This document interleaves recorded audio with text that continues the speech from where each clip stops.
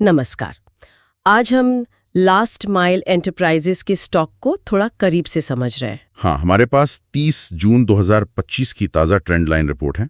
और हमारा मकसद है कंपनी की वित्तीय सेहत को समझना, इसकी ड्यूरेबिलिटी, वैल्यूएशन और मोमेंटम मतलब डीवीएम स्कोर के जरिए। बिल्कुल। अभी देखें तो स्टॉक 23 रुपये 18 पैसे पर है। आज ही इसमें करीब 12% की बढ़त हुई है। अच्छा। हाँ, वैसे साल भर का हाई लो देखें तो 83 रुपये 76 तक गया था और नीचे 18 रुपये तक भी आया है। मार्केट कैप लगभग 8.1 अरब रुपए है। तो रिपोर्ट में इसे एक नाम दिया गया है, फॉलिंग कॉमेट, मतलब गिरता हुआ तारा। ये क्या मतलब हुआ? हाँ, ये एक प्रोफाइल है ट्रेंड लाइन का। ये बताता है कि कंपनी की क्वालिटी तो अच्छी है, वित्तीय स्थिति भी ठीक ठाक है, लेकिन जो तकनीकी रुझान है वो कमजोर है और यही चीज निवेशकों को थोड़ा सोचने पर मजबूर करती है। यहीं पर डीवीएम फ्रेमवर्क काम आता है। चलिए तो फिर देखते हैं इसके हिस्सों को। पहले ड्यूरेबिलिटी, यानी कंपनी कितनी मजबूत है। स्कोर 750/100, ये तो काफी ऊंचा स्कोर है। हाँ, बहुत ऊंचा है। 75 का स्कोर साफ बताता है कि कंपनी की वित्तीय बुनियाद मजबूत है, मतलब मुश्किल हालातों में टिक सकती है। बिल्कुल। लगातार कमाई, ठीक ठाक कैश फ्लो और सबसे जरूरी बात, कर्ज कम है। और एक और चीज, क्या? अपने सेक्टर की बाकी कंपनियों के मुकाबले इनका ड्यूरेबिलिटी स्कोर सबसे ज्यादा है। ये एक बड़ा प्लस पॉइंट माना जाएगा। मजबूती तो है, पर क्या ये सही कीमत पर मिल रहा है? इसके लिए वैल्यूएशन स्कोर देखना होगा। वो 44,400 है, मतलब मीडियम। सही।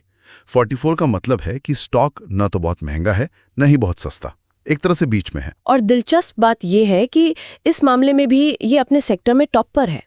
हाँ, वैल्यूएशन स्कोर भी अपने सेक्टर में सबसे ज्यादा है। लेकिन इसका पीई अनुपात, प्राइस टू अर्निंग्स रेशियो 52.3 है। ये तो इंडस्ट्री के औसत से काफी ज्यादा लगता है। हाँ, ज्यादा तो है। ये दिखाता है कि आप कमाई के हर रुपए के लिए कितनी कीमत दे रहे हैं। आमतौर पर ज्यादा पीई चिंता की बात होती है, पर यहाँ एक और आंकड़ा देखना चाहिए, पीई बाय जोन। रिपोर्ट के मुताबिक स्टॉक ने अपने इतिहास का करीब 29% समय मौजूदा पी से नीचे बिताया है। अच्छा, तो इसका क्या मतलब निकालें? इसका मतलब ये हो सकता है कि अगर पी अपने औसत की तरफ वापस जाता है तो शायद बढ़ोतरी की गुंजाइश बने, लेकिन हाँ, ज्यादा पी में रिस्क तो रहता ही है। समझ गई। तो मजबूती अच्छी, वैल्यूएशन मिला जुला। अब आते हैं मोमेंटम पर, यानी स्टॉक की चाल कैसी है। स्कोर सिर्फ 32,000 है, तकनीकी रूप से गिरावट का रुख। यही वो फॉलिंग वाली बात आ गई। बिल्कुल।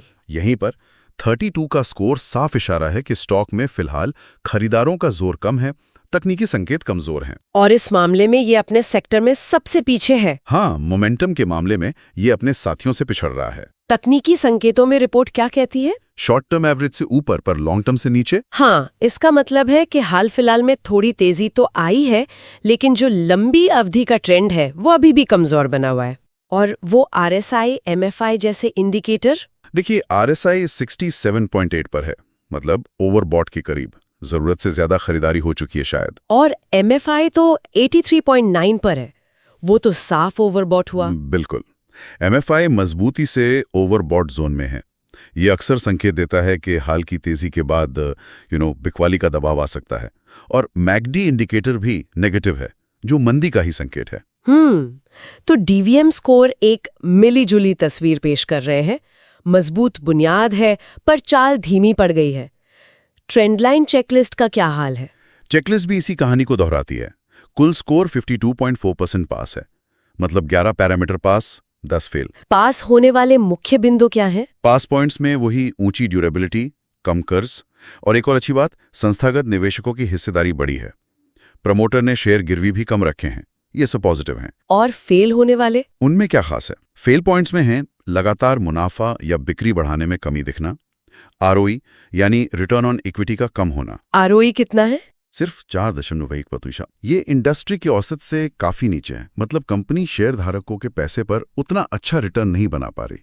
और नेगेटिव नेट कैश फ्लो भी एक चिंता की बात है। मोमेंटम स्कोर कम है, स्टॉक लॉन्ग टर्म एसएमए से नीचे है और लॉन्ग टर्म रिटर्न भी इंडस्ट्री से कम रहा है। लेकिन वित्तीय आंकड़ों में तो कुछ और ही कहानी दिख रही है। पिछले साल के मुकाबले राजस्व 190% बढ़ा है। हाँ, और शुद्ध लाभ देखिए 412% बढ़ा है TTM बेसिस पर। ये आंकड़े तो अविश्वसनीय है। जबरदस्त ग्रोथ। लेकिन फिर स्टॉक का पिछले एक साल का रिटर्न -71.4% कैसे? ये तो बिल्कुल उल्टा है। यही तो विरोधाभास है। और देखिए 5 साल का रिटर्न 890.6% है। ये दिखाता है कि स्टॉक में कितना ज्यादा उतार चढ़ाव रहा है, एकदम रोलर कोस्टर राइड। और कर्ज की क्या स्थिति है? डेट टू इक्विटी रेशियो 0.1 है। वैसे तो कम लगता है, पर रिपोर्ट कहती है कि इस सेक्टर के हिसाब से ये ज्यादा है। और जैसा मैंने कहा, नेट कैश फ्लो नेगेटिव है, -1.4। आखिर में शेयर होल्डिंग पैटर्न देख लेते हैं। मार्च 2025 तक का सबसे बड़ा हिस्सा तो पब्लिक के पास है, करीब 59.6%। प्रमोटर्स की हिस्सेदारी 27% पर स्थिर बनी हुई है। और बड़े निवेशक FIIs? हाँ, ये दिलचस्प है। FII यानी विदेशी संस्थागत निवेशकों ने अपनी हिस्सेदारी बढ़ाई है, 12.26% से बढ़कर 13.41% हो गई है। तो मतलब बड़े संस्थागत निवेशकों का भरोसा कुछ बढ़ा है। लगता तो यही है। कुल मिलाकर संस्थागत हिस्सेदारी में बढ़ोतरी हुई है। तो इस पूरी बातचीत का सार क्या निकलता है? एक तरफ कंपनी की हालिया ग्रोथ बहुत शानदार है, संस्थागत निवेशक आ रहे हैं, ड्यूरेबिलिटी स्कोर भी अच्छा है। हाँ, और दूसरी तरफ पिछले साल स्टॉक बुरी तरह पिटा है, मोमेंटम बिल्कुल ठंडा है, ROE कम है, कैश फ्लो नेगेटिव है। ये बहुत बड़ा विरोधाभास है। क्या बाजार को इस ग्रोथ पर यकीन नहीं है, या उन्हें लगता है कि टिकाऊ नहीं होगी? या फिर क्या ऐसा हो सकता है कि बाजार की चाल अभी कंपनी के फंडामेंटल से पीछे चल रही है और आगे चलकर कीमत बढ़ सकती है? यही वो पहली है जिस पर हर निवेशक को अपने रिस्क और समझ के हिसाब से सोचना होगा। ये आंकड़े एक दिशा दिखाते हैं, पर फैसला तो खुद लेना होता है। बिल्कुल। तो ये थी लास्ट माइल एंटरप्राइजेस पर हमारी आज की चर्चा। ट्रेंड लाइन रिपोर्ट के आधार पर सोचने के लिए काफी कुछ है।